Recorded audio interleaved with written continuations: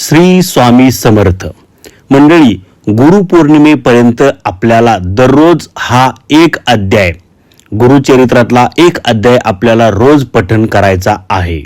या अध्यायाचं पठण केल्यामुळे आपल्या नशिबामध्ये जे नसेल ते सुद्धा स्वामी माऊली आपल्याला देणार आहेत। कितीही कठीण इच्छा असू द्या ती पूर्ण होणार आहे। अशक्य जी काय गोष्ट असेल ती गोष्ट शक्य होणार आहे। हा जो अध्याय आहे तो अध्याय तुम्ही कधीही पठण करू शकता। सकाळी पठण करू शकता, संध्याकाळी पठण करू शकता, दुपारी पठण करू शकता, जेव्हा तुम्हाला वेळ मिळेल तेव्हा तुम्ही पठण करू शकता। फक्त दररोज हा अध्याय 29 जुलै म्हणजे गुरुपौर्णिमेपर्यंत तुम्हाला पठण करायचा आहे।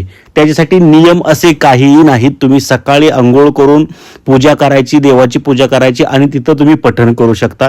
किंवा संध्याकाळी तुम्ही पूजा करताना, संध्याकाळी तुम्ही स्वच्छ होऊन पूजा करताना तुम्ही तो अध्यायाचं पठण करू शकता। तो अध्याय कोणता आहे तर तो अध्याय आहे 9वा अध्याय।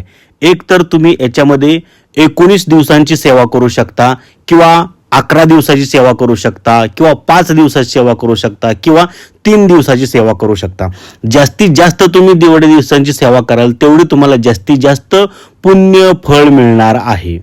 बघा, जर तुम्हाला गुरुचरित्रामधील हा अध्याय पठण करणं शक्य नसेल, किंवा इतर गुरुचरित्रामधील कोणतेही अध्याय तुम्हाला पठण करणं शक्य नसेल, तर त्याच्यासाठी तुमच्याकडे एक पर्याय आहे। इलाज नाही मुख्य, मात्र त्याला ऑप्शन आहे, पर्याय आहे।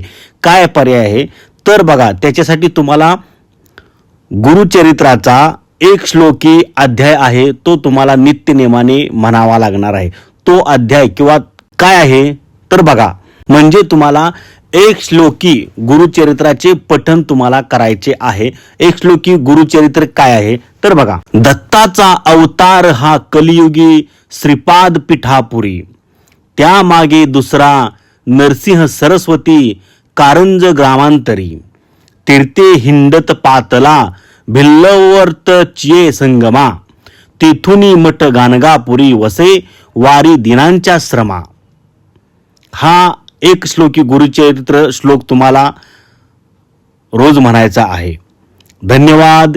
श्री स्वामी समर्थ।